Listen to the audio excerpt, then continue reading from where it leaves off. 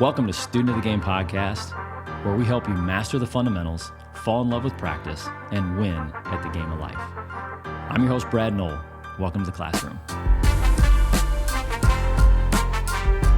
Welcome back to another episode of Student of the Game. Today, I'm joined by my friend, Jamie Miller, Gold Key Home Inspections. Welcome, Jamie. Thanks. Great to be here. So you're venturing off into becoming a new podcaster here. We'll talk about that here in a little bit. But right now, Jamie, you are a home inspector, and not just a home inspector. You have Gold Key Home Inspections, where you do home inspections in northern Indiana, southern Michigan, and parts of Ohio. Is that correct? That's correct. Awesome. That's right. Multi-state.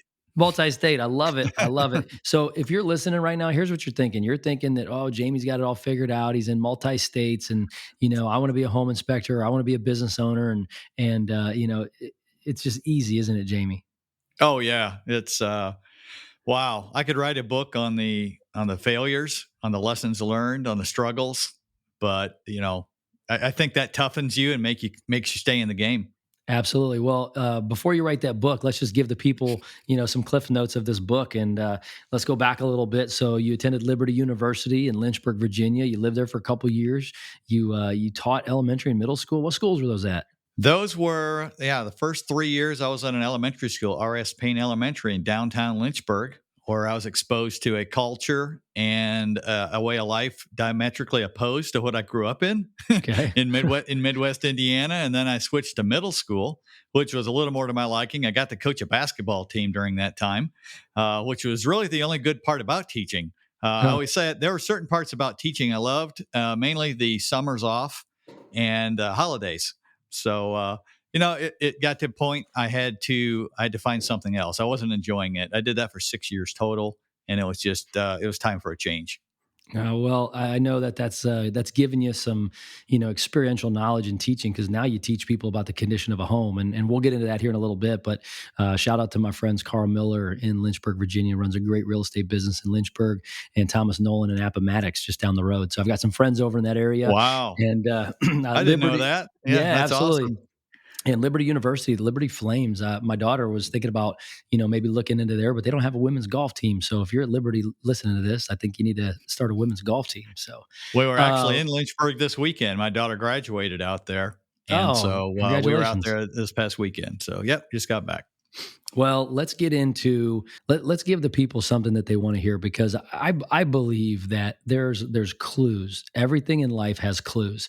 I never got into real estate looking at how are realtors doing their business. I got into real estate thinking to myself, how does a doctor run their practice? How does an accountant run their practice? How does somebody who's selling t-shirts grow their business? I looked at clues from other people in other industries, and that's really kind of gotten us to where we are today. And so I think success leaves clues. Student of the Game is all about staying curious. Student of the Game is all about, what can we learn from other people? And as well as I do, I mean, we're both sports guys. We like basketball, but I hate to say this, there's more lessons in losing than there is winning. Winning is great. Everybody wants to win, but most of the lessons are in the adversities and the challenges. And so my goal is bringing guests on here that have a story, that have success, that have built a business, but are willing to talk about what it took to get here. So when it comes to, being a home inspector, just talk a little bit about your journey. Started in 2001. So what is that? 23 years, 22, 23, 24 years in the business? Absolutely. My first company was called First Choice Home Inspections, and I started that. I got laid off. I moved back to Indiana, and I worked at a factory, and I didn't know anything about who a home inspector was, what they did, even that it existed. We bought a house, and a home inspector showed up. I think the real estate agent, ordered it. And so I didn't know at that point what I wanted to do with my life. And so I just started following this guy around, and it kind of looked kind of fun. And that tripped the trigger right there. And so long story short, I got laid off from my job in an RV factory after the Twin Towers fell in 2001 and that winter. And so I called the guy, and he came to my house and trained me on how to be a home inspector a couple nights a week. He was out of South Bend. He was one of my potential competitors, but he trained me on that. And then in the meantime, I had got another job in a construction firm because he had to make some money. And We had 3 small kids at that time, maybe 2 at that time, 2 or 3. And anyways, he trained me on that, but he didn't teach me the end of it, how to grow a business, which was kind of Mm. smart on his part because he would have had a competitor. Hmm. But and so I couldn't keep it going. I couldn't get it going. I did a handful of inspections and so forth, but I kind of put that on the back burner and focused on you know supplying my family with what they needed, getting a job, focusing on that. And so I built a house in '04, and I went back to the factory, but I just could not get this bug of wanting to be a home inspector out. It was just there. And so I just tried to give it another shot. And so I went back. And by then, you needed to be licensed in Indiana. And the first time you didn't. In '04, you had to. And so I went and I took all the training courses again, the licensing classes, went through all that again, and started out working in a factory from 5 to 1:30 in the afternoon. And then I would do marketing or business growth or inspections in the afternoon from, 2 o'clock to whenever. And so I did that for 5 years, believe it or not. And so in about 2009, we had come through a downturn in '07, Hmm. '08. That didn't necessarily affect me. I was still part time anyhow, but we were actually growing during those years, but not a ton. And so I remember the night. I had particularly low point in life for some other reasons, and the business wasn't building like I wanted to do this full time. I wanted this to be all I did, and I just couldn't get it there. And so I kept getting these emails from a guy that was focused on growing home inspection companies. He was based in Dallas, Texas, and he offered a free phone call on how to remake your business card, how to remake your brochure. And I was like, well, they're free. What do I got to lose? And so I learned a ton on those calls. And then he offered you had to join his company to get weekly coaching. I believe it was something like $2.99 a month. And when you don't have any money, that's a lot. And you Yeah. can't envision that. But I was at a point where I didn't have a choice. It's either you're going to quit or you're going to go all in. And so I remember, this might date it, I faxed in my application just before the deadline one July evening. And through his coaching, through that process of learning and so forth, 3 months later, I was able to quit my job at the factory and jump full time into home inspecting. And that was in Okay, so October of 2009. I need to stop right here because one of the reasons that I've started this podcast, I haven't told a lot of people this, but one of the reasons I started this podcast and I'm passionate about it is because I've been coached all my life. I believe in coaching. I believe if you want to reach your full potential, you need somebody who can speak truth and life into you. And what you said, Jamie, was actually priceless. I've told my kids this story a lot about a lot of different numbers, but it's not like $299 was a lot of money. It's just all I had at the time. It's like it wasn't that much. It's just all I had. And what you did is like you bet on yourself. And we just did a recent episode with Kelly on our team, Kelly Worth, and the title was betting on yourself, and that's what you just did. What was that conversation like with Donna when you're like, "Hey, I'm going to join this coaching program, and we don't have the money, but I kind of want to make more of it, so I feel like this is a good investment." And she's like, "Well, who is this character, this snake oil salesman that's magically going to grow our business?" Right? What was that conversation like? Yeah, she was the biggest supporter of me during this whole time. She really was. We were homeschooling our kids at that point, all 3 of them. I think in '09, the youngest one would have probably been 7, maybe 6 or 7. But no, she supported me. She said, whatever you think is right, go for it. And I got her to thank for multiple things in life, but definitely that. She was never nagging on me like, you're not going to make it. Why don't you give up? No, never anything like that. And so I sent it in to a company called the Millionaire Inspector Community, which has a great ring to it. Yeah, it But does. like you said, it could have sounded a little snake oilish to the outsider.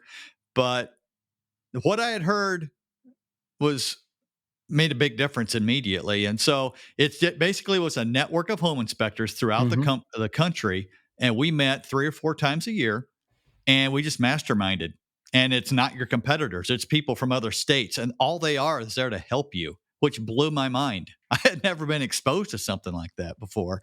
And so, I mean, the energy boost you get from something like that. I used to make a joke that I would go to these meetings feeling sorry for myself, and I'd come out of the meeting feeling sorry for my competitors because of what Oh, was about to hit them. oh, I, that's I might good. not, I might sound a little too cocky, but really, it did give you that boost, that energy you needed, and not just that, practical. You had ideas, Yeah. you had plenty, you had strategies to succeed. Well, and then we talked So, about that a lot. Like, there's strategies and tactics, that help get you to where you're going. And I tell my kids, thinking, decisions, and results. You can talk to kids this way. You can talk to your business people this way. But literally, thinking, decisions, results. If you want to reverse engineer it, you just look at what result do I want. It's never about the results, but what result do I want? And then you have to say, okay, what decisions do I need to make to get those results? And then the first step is to bring it all the way back to the thinking level. What do I need to think about in order to make these decisions that get me the results I'm looking for? And I think where a lot of people get stuck, Jamie, is at that thinking level. I only know what's been modeled for me growing up, right? My household, my parents, your grandparents, whoever raised you, that's kind of like they call it your formative years for a reason.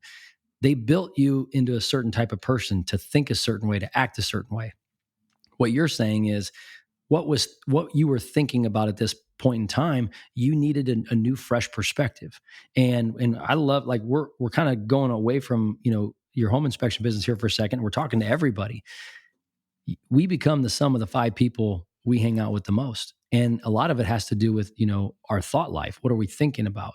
And I love that you said that, because it's not, I don't find it arrogant when you say, I felt bad for my competitors, because what you're saying is you got some new ideas, you got some fresh perspective. Your thinking was going to change some of your decisions, and your decisions are going to change some of your results. And at the end of the day, you're going back to betting on yourself. Talk a little bit about, I love it, by the way. So thank you for sharing that. I believe in the power of the mastermind. I have friends all over the country, realtor friends all over the country, that are some of my best friends today. And it's because we just share ideas. We share best practices. And outside of like the positivity and the sharing, it's actually somebody that I can vent to. It's somebody that if I'm having a tough day, I can go to them and say, hey, listen, I'm dealing with this. What do you think? And just get some fresh perspective. I'm assuming that does this group still exist for you today? yes, in one form or another, it's changed hands and it's called something different. But those friendships I made that first year were, they're still my best friends. And Wow. I have friends probably in, I don't know, 10, 15 different states that I can call at any time. And just what you mentioned, vent to, get ideas from, hey, I have a problem with this employee, um, blah, blah, blah. What do you suggest if you had this before, and so forth. So it's, yeah, it's just a community of friends, and people that are dedicated just to helping one another. And what more can you ask for as a business owner? That's awesome. Yeah, in this podcast, I mean, if you've heard this podcast before, or whether it's your first time, the thesis of this podcast and what we believe is relationships win. And we say this a lot: relationships that benefit me win, but relationships that don't benefit me win. It's not a quid pro quo. It's not like only the relationships that benefit me win. No, if you believe in human interaction, if you believe in connecting with other people, there may be an inspector that you never get a deal from. There may be a realtor for me in another country, in another state, in another country, that I'm never going to get a referral from. I don't benefit financially, but what I benefit is they change my thinking. They shift my perspective. And that's what you're talking about. There's power in the mastermind. I'll encourage anybody right now. Like, I went back and I started to talk about this podcast came about because I've been coached all my life, whether it's through sports or through business. I believe everybody needs a coach. This podcast was birthed because not many people have experienced that relationship of a coach. And so I want to be the virtual coach. I want to be the online coach to these small business owners. And Jamie, through your story, we're going to help a lot of people today.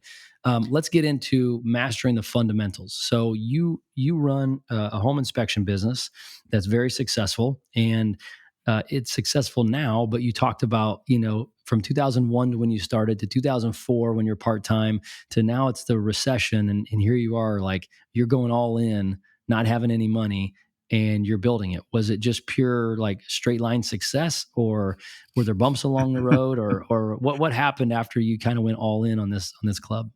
Yeah, I think straight line success is everybody's fantasy, but Yeah, not reality. And so, no, it's more like, I can't draw anything right now, but it's like backwards, up, down, yeah, sideways, backwards, forward. But the aspect of coaching I think that helped me the best was expanding my mind Mm, and let me see things from a different perspective and how other people saw them, and seeing how other people grew their businesses. And I knew how to, the phrase kept coming up early on that I didn't believe it at first, but you are your own worst enemy. You're getting in your way of being successful. And when you grind day after day for years before you hire, like we finally hired somebody in 2012. And before then, I was doing almost 600 inspections a year by myself, which I thought at the time was my goal. But when you're working about 14 hours a day, that gets old pretty quick. And yeah. so we started hiring, and that's a whole different level of business growth. But it's just that coaching is always there, and it gives you perspective on anything, and you just realize you want to have a culture and a team that reflects you. And so there's a lot of stops and starts with that. We're going to get into some of the fundamentals and the behind the scenes, but I want to talk about one quick story. Offline, you'd kind of shared with me that in 2018 there was a little bit of a rough patch for your business. Do you mind sharing a little bit about like what happened and kind of what your mindset was like? You know, because 2018, right? Like you've actually come a long way in this mastermind in this group, and now you have people coming alongside of you where things should get better. But then what happened in 2018? Yeah, great question. By 18, we had grown so fast. I think we had eight or nine inspectors at that point, and which was, you know, way beyond my wildest dreams. And so problem is we didn't have the systems in place to support that framework for very long, and including hiring, who you hire, the processes for hiring somebody. And so we had a former friend of mine who quit. He took another job, and then we had some disagreements on the way out, and he sent a letter to all my inspectors, basically bashing our entire company and trying to sow the seeds of rebellion. And it wasn't just that. That was one of the pieces, but I had just made some bad hires. And so between 2018 and April of 2019, we lost 6 of my 8 inspectors. And so we had, I mean, and this was right before busy season, April, market's heating up. You're Mm-hmm. ready to just, make your money during those months. And I was down to 2 guys plus me. And I hadn't even been in the field for a while. So it was 2 guys that stuck it out plus me. And I remember the call that afternoon when my Sunday afternoon when my inspector manager put in his 2 weeks notice to go do something else. And I just got down on it together. I couldn't hardly breathe. So I was like, I don't know where this is going. I don't know when it ends, because it had just been one hit after another for probably 6, 7, 8 months. And we just got on our knees and just prayed. Said, look, we had given this business to God a long time ago. You know exactly what's happening, and we're putting it in your hands. And so at the time, it felt like the worst thing that ever happened. But when I look back now, it's the best thing that ever happened. That needed to happen so we could improve everything we did. We could focus on improving everything. Our interviews went from 1 interview to 4 or 5 before I'm going to hire somebody. I'm going to get to know them before I'm just going to, if you hire out of desperation, you're going to make mistakes. And that's what I did multiple times. So Speed dating can work, but the odds are not in your favor, right? yeah. So that year, 2019, we had 4 people. It was 4 or 5 that just, we didn't know them. We weren't even putting out ads. They just came to us. And we still have 3 of those inspectors on our team from that year. And so Wow. that summer I was training 4 guys at one time, which if you know anything about training home inspectors, it's a 4 to 6 month process. And I was doing 4 at a time plus inspecting and running the business. So yeah, I'll never forget that year.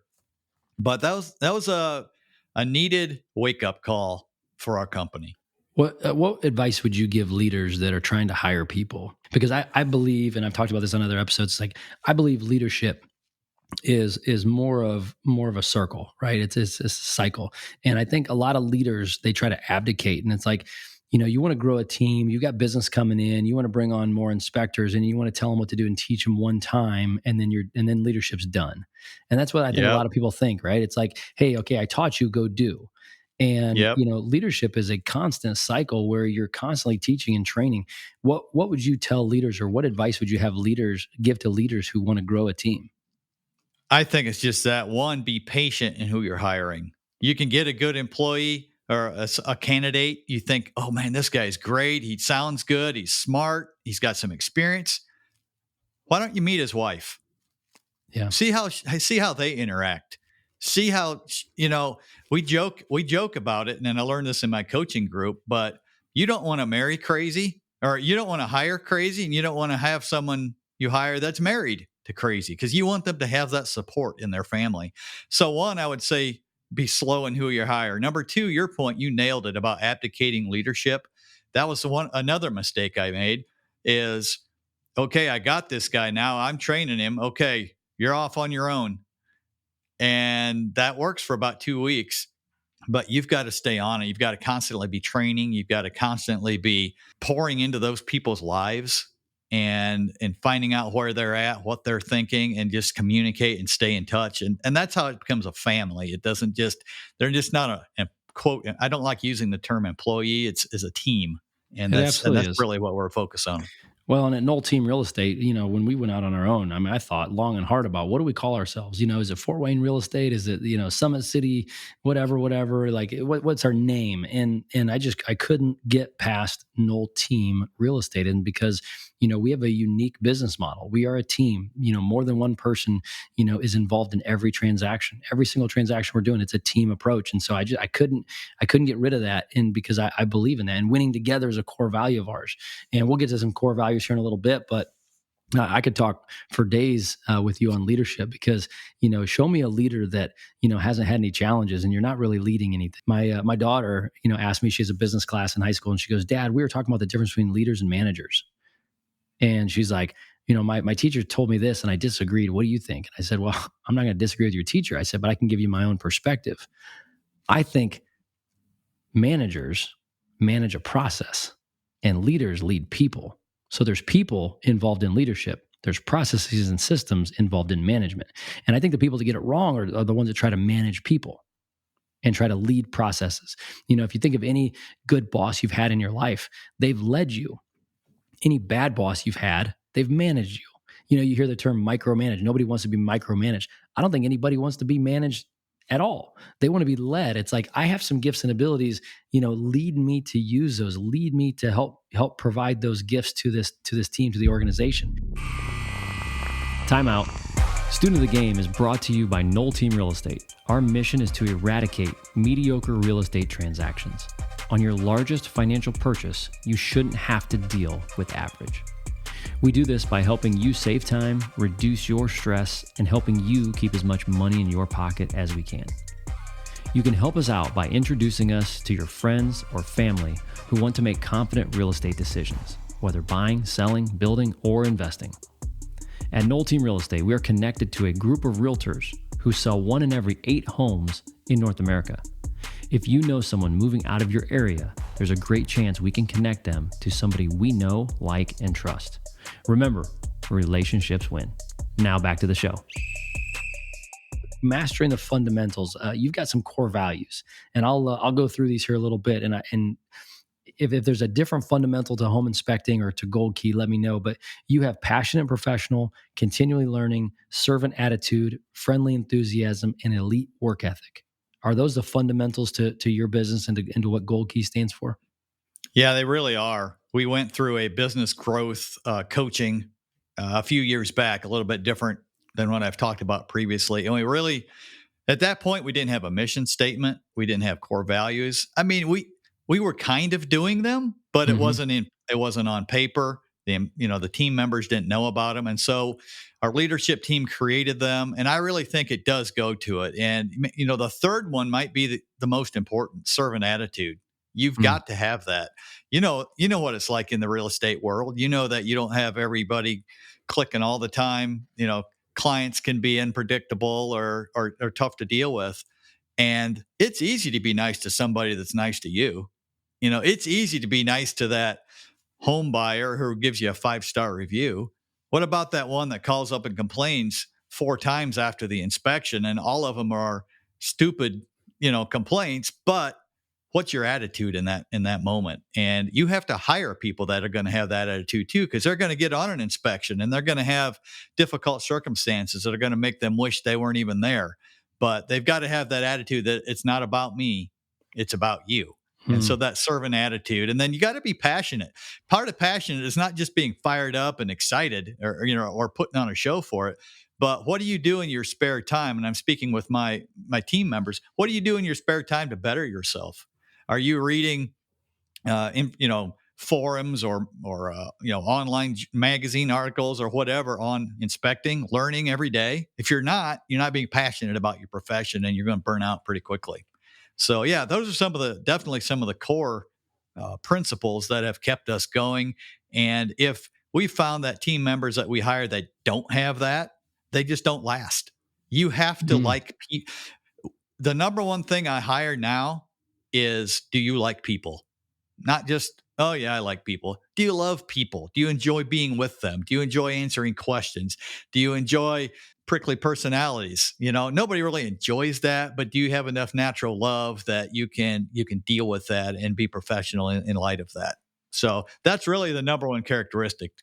We always tell our team, we deal with people usually at their most stressed, not at their best. Nobody Yep. comes to us that's completely stress free that says, I've got this life situation going on. I'm getting divorced and everything's going to be great. Or, my spouse passed away, or I'm now empty nesting and I've got to relearn to love my spouse again because the kids are out of the house, or I just got a new job and we need a bigger house, or I just got a new job and or we just had a baby and we need a bigger house. Those are the reasons people move. So we always say that there's two stresses when people move. It's the reason for the move and it's the actual move themselves. I don't I don't know. Maybe the appraisal, maybe the negotiations, but I don't know if there's a more nerve-wracking time for a homeowner than inspection day. Talk to me a little bit about I want to talk actually specifically about, I'm a buyer and you're doing the home inspection, and the inspector goes through, you and your team go through the entire home, and now it gets to the walkthrough or the summary page. Talk to me about how you've perfected getting to that place where you're now educating the new home buyer on the condition of their home. How does that look? Yeah, that's a great question. And there's cues. One thing we train our guys on is body language. And if that client is with us for any length of time and sees some of the things ahead of the end, so to speak, what's their body language? Are they going out for a cigarette? Are they shifty? Well, they're nervous. All right. So we need to recognize that. And so when it comes to the wrap up, first of all, you have to do a good job of setting expectations. What's your number one of our core values is friendly enthusiasm. Kind of the impression I think sometimes of inspectors is that this is big mean guy that's going to tell them, all their questions are stupid and they shouldn't ask them. Nothing could be further from the truth with us. We're there for your questions. And so when we go to a wrap up, we're going to set expectations. Here's what we're inspecting. Here's what we're not inspecting. We're not there for cosmetic items or to be nitpicky. We're here to find things that would devalue the property or be costly to fix or dangerous to your health. And in light of that, here's some things I'm finding. Here's some maintenance tips. Here's something you need to look at down the road. Here's maybe a serious issue. We got a crack in the basement wall and there's signs that water have come in there. There's no water today, but it's the middle of July and it hasn't rained for a month. So we want to make sure this is taken care of so you're not dealing with it down the road. And so I think a couple of things. One, you got to have a personality that's going to relate well with people. So you're putting them at ease. You're joking around, maybe lighthearted with them a little bit, and you're just setting their expectations. And then I think what I call putting a bow on it. I got to put a bow on this house for them. I'm not My role, and I got to be careful with it, is not to sell them the house, but also I can use my 20 years of experience to say, you know what? You got a new furnace, you got a new air conditioner, your roof's been put on probably within the last 5 years. Uh, you've got, a joist that's cracked in the basement and maybe some mice in the attic or something. You know what? This is a pretty darn good house. You got a few little things to keep up with here or to take care of, but I feel very comfortable in this house, or very, very comfortable having my son or daughter buy this house. I And think I so, think I I, think one of the most important. Sorry to interrupt, but I think one of the most important parts of the home inspection is the delivery of that, because we talk about this is like your bedside manner. If you guys are doctors, this is your bedside manner. How good is the inspector at being able to read the room, know which one's the nervous one, know which one needs reassurance, knows which one actually needs to stick up for him too. Because I agree, your job is not to sell the home, and your job is not to tear the home apart. Your job is to provide enough information that the realtor and the buyer can make a decision on what they want to do moving forward. And I would just say, I think you guys are best in the business in this. You're world class at it. I mean, Kevin specifically, and yourself, and a lot of your other guys, but you two are the ones we have the most. You guys have do such a good job. You educate us. You don't make it feel like this is a mountain that we have to overcome, and that reassurance of like, hey, you're here today, I'm here today to find and pick out the things that need attention. What I'm not here today is to compare this to another home, because we've showed the average buyer right now looks at about 10 to 12 homes, and they picked this one. There's a reason they picked this one. 10, 11 are dogs, and they picked this one, right? And so the yeah. goal is not to say, hey, it's such a bad home, you need to find something else. It's to say, hey, if you really love this home, here's what you need to know about it.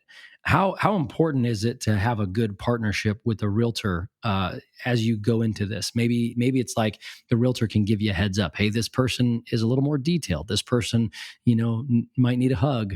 How important is it to have that relationship with the realtors heading into it? Oh, I think it's crucial. We find probably if there's an issue later or, after the inspection, about 80% of the time it's because the real estate agent has not properly prepared their client. They don't know what they're getting into.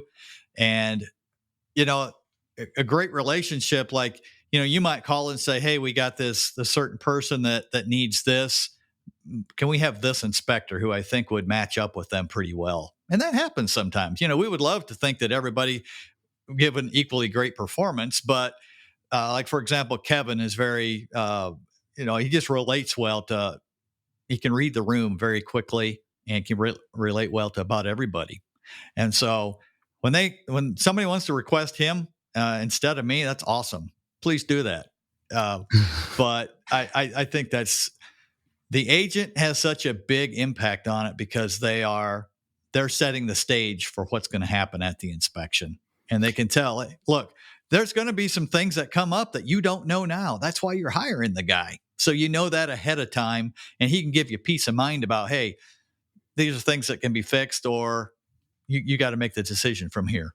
Well, in this podcast, like we talked about, the thesis is relationships win. And I think, in every business, there's business partners, there's vendors. If I'm printing t-shirts, I'm buying t-shirts from a distributor, from a manufacturer.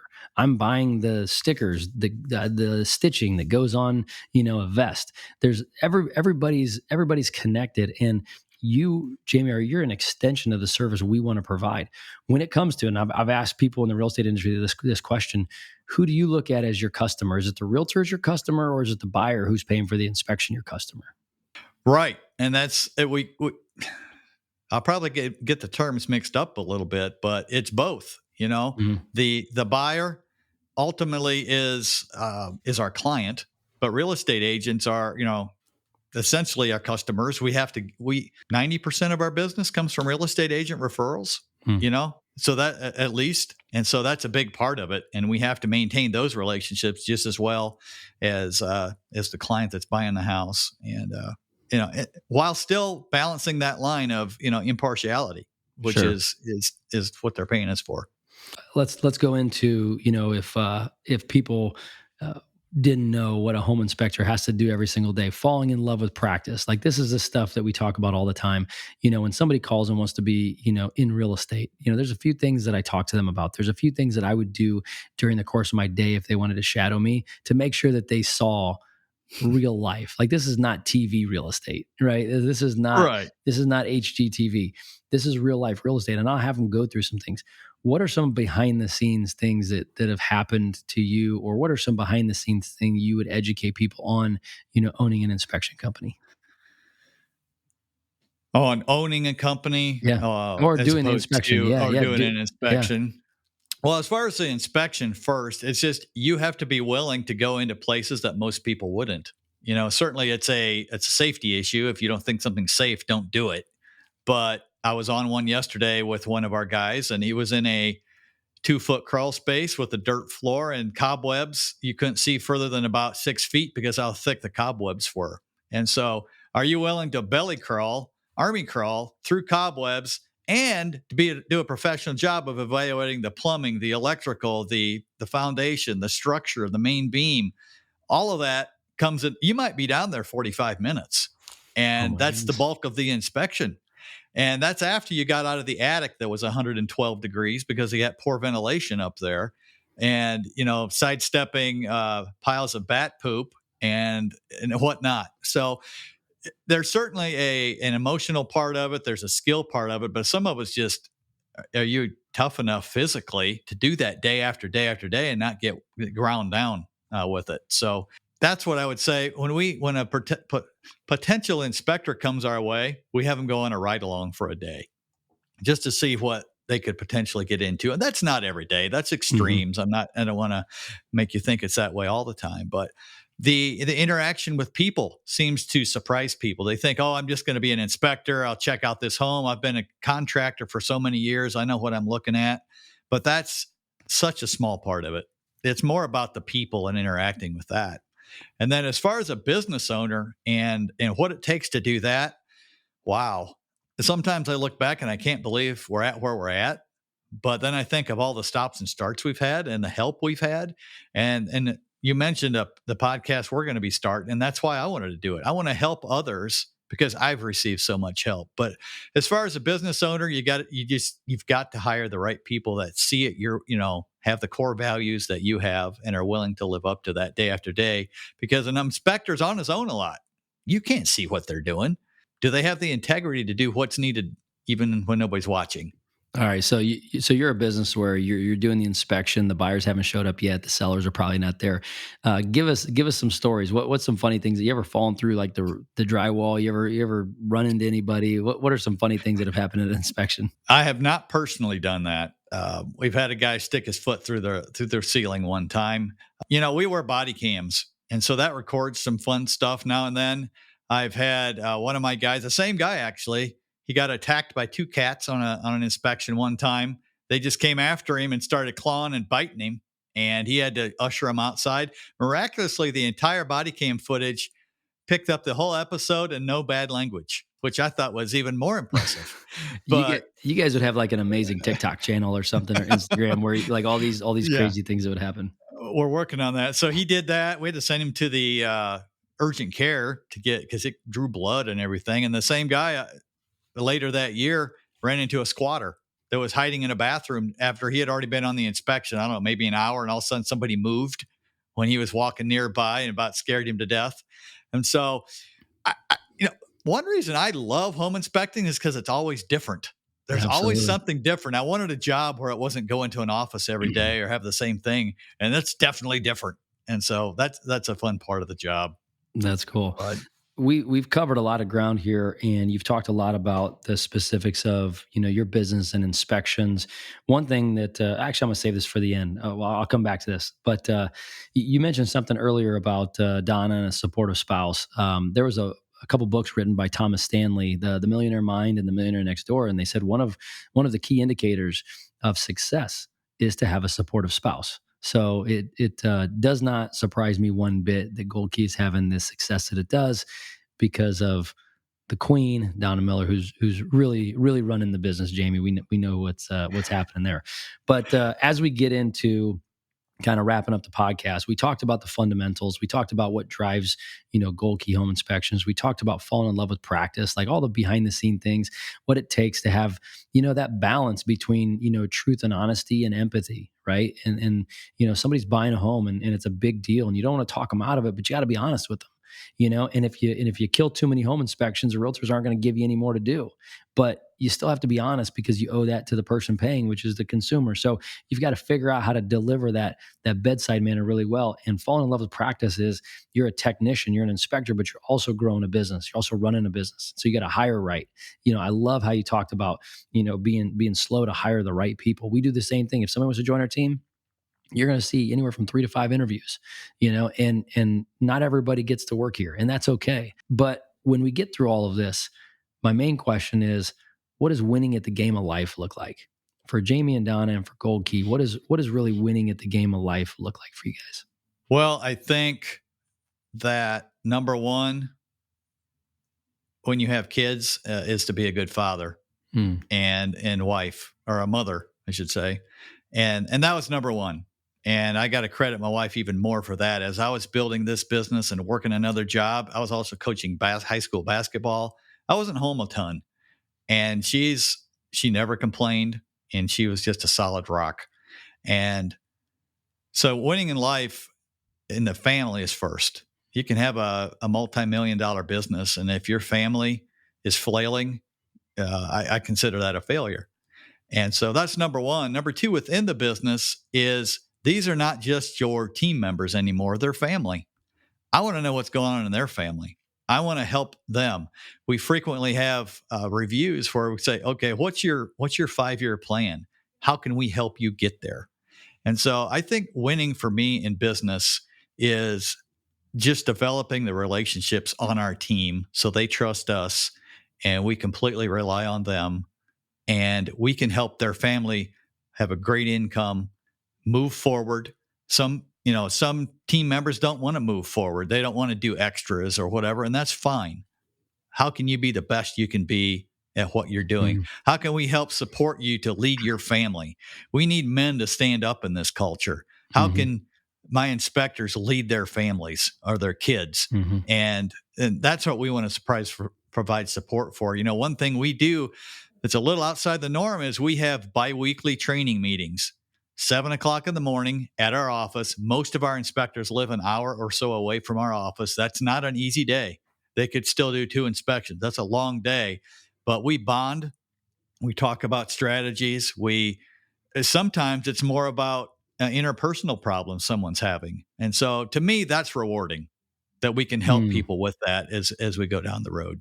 Well, I appreciate it. I mean, if you're a realtor listening, and there's a lot of good inspection companies. There's a lot of good inspectors in our area. You guys have done a great job of building a team, and our values align. It's something that I saw very early on. It's a reason I'm a big fan of what you guys do. So I appreciate you being on today. As we wrap up, the kids say, "Give this man his flowers. Give this woman her flowers. Give them their flowers," which just means encouragement, accolades, appreciation, because we believe relationships win. Jamie, who's somebody you want to send some virtual flowers to today? Who's a relationship in your life that has helped you get to where you are?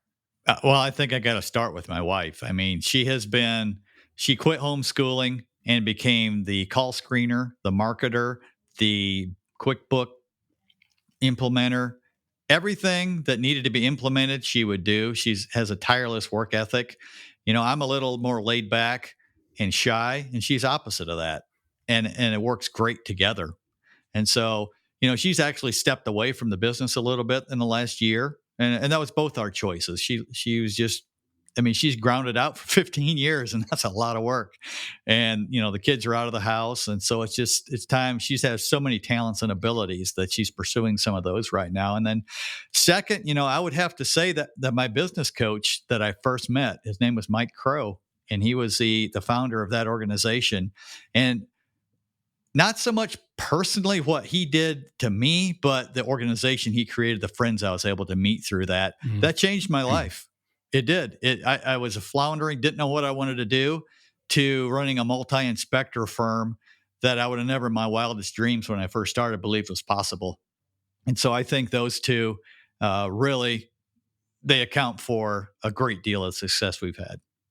I just want to connect some dots here for a second. You run a massively successful home inspection company. You and your wife are examples in our community. And if we took it back to 2009 or whenever that was, you had to bet on yourself for $299, and to see what that did for you, for your family, for your relationships, to see that now you are sending flowers to a man that you probably don't know super well, but has created something. Like, he's created an affinity group for you to be a part of, that has given you all these resources of time, energy, and effort, and these relationships, that have just stood the test of time. And if you're struggling right now, if like you don't know like what the next thing to do is, my encouragement, because we believe relationships win, is become a part of a community. Be a part of some positive community, whether it's through your church, through your kids' sporting events, whether it's through networking events. There's women groups, there's men's groups, there's whatever, golf courses. Find something, find a club, find something that you can resonate with other people, and go do life together, because in community is where we really grow. And Jamie, that's what you're saying. You're saying that you can pinpoint back to a time when your wife believed in you, she didn't question you, you spent the money you didn't have to bet on yourself, and now everything you have today is because of those things. I love it. I love that relationships win. I love our relationship. I love that I can call you, pick up the phone if we have a challenge, and you and I talk through some things, and just try to figure out a solution that continues to build relationships, even if no is the answer. A lot of times I tell our clients, even if you get the answer no, I'm still going to fight for you. I'm still going to help you as much as we can. As we wrap up, thank you for sharing, by the way. Thank you for sending some flowers out today. But as we wrap up, how can listeners help you out? Like, what can listeners do to help you out right now? Well, I think that the thing that keeps us going is just the ability to get out and help homeowners. Mhm. You know, not just if you're buying a house, but what are you doing in your house to maintain it? Can we help you with some kind of advice, or connect you with a vendor that can give you what you need? I would say, certainly calling us and order home inspections is the number one thing that drives us, or a mold test, or radon, or whatever. But it's more than anything, it's just being aware of the fact that your house needs constant care. Are you doing the things that you need to make that happen? And so we can, even if it's just a phone call, we can help you with. We'd be glad to do that. We're not here to just, only if you're buying something are we going to help you. We're so many people have helped us, and that's what we're in the business of doing. I love it. I'll give you a shout out real quick. So, Lindsay and I have lived in our home, I think 16, 17 years or something like that. And I think we're on our fourth or fifth home inspection. I mean, you guys keep coming back every couple of years, because, that's the thing that happens, right? There's like the boiling frog that, your maintenance and your condition of your home are going to continue to deteriorate. Yeah, it's called a depreciation, and so you got to stay on top of these things. And what you guys do and what you guys find are in so many areas that I don't even go in my house. And so I'll just give you a shout out real quick. If anybody's living in their home and they're not planning on moving, call Gold Key and get a home inspection. Figure out what you need to do. I mean, this is like adulting 101. Figure out what areas you need to keep your home in great shape, so that when we come in and you do need to sell it, when you do go through a lifestyle change and need to move, now your home's in great shape, and now we can negotiate a great deal for you. If we find all these things out at the time of the negotiations, it's going to be expensive. I can guarantee that. So give Jamie and his team a call. Jamie, thank you for being on the podcast today. How can the listeners follow you? Do you guys have an Instagram page or something that they can go and get some tips on home inspections? Yeah. Goldkeyinspect.com is our website. All our social media you can link to off of there. But yeah, we have Facebook, Instagram. Awesome. That might be it. I'm not sure what else. When you're 53, you're not in with all the hippest, latest stuff, but I got a team that does. Well, so I want to go find that cat video. I want to find the squatter video. That's some good content. But I can't thank you enough for your relationship with me. I can't thank you enough for what you do for our team and for our community. So thank you for being a guest on Student of the Game today. And I think the listeners heard this. I think the listeners heard that you had a passion to get into this business. You had a bunch of setbacks.